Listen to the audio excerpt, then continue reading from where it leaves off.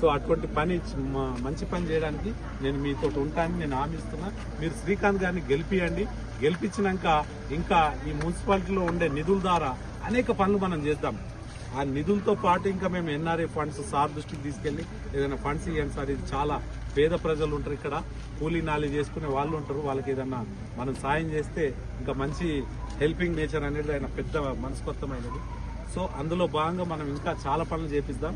మీరు ఈ వార్డు నుంచి మీరు గెలిపిస్తే మిగతా పార్టీలు కూడా ఆలోచిస్తాయి, మనం ఇక్కడ ఎందుకు ఓడిపోయినాము, ఎందుకు ఇక్కడ శ్రీకాంత్ గెలిచాడు, మనం ఇక్కడ ఏం చేయలేమని. మీరు ఓటు ద్వారా వాళ్ళకు బుద్ధి చెప్తే బాగుంటుంది. ఎందుకంటే వాళ్ళు మీ దగ్గరకు వచ్చి ఆలోచించాలి.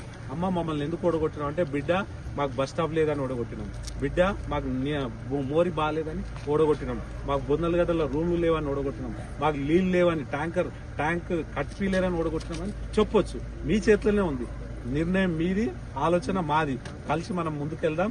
మీరు ఒక్కసారి గాజు గ్లాస్ గుర్తు జనసేన పార్టీ అభ్యర్థి ఎవరైతే శ్రీకాంత్ గారు ఉన్నారో మీరు ఓటు వేపియండి. సీరియల్ నంబర్ 2 అంటే ఇది విన్నింగ్ ఉంటుంది అంతా. దయచేసి మీరు గెలిపియండి. నేను ఈయనతో పని చేపిస్తా.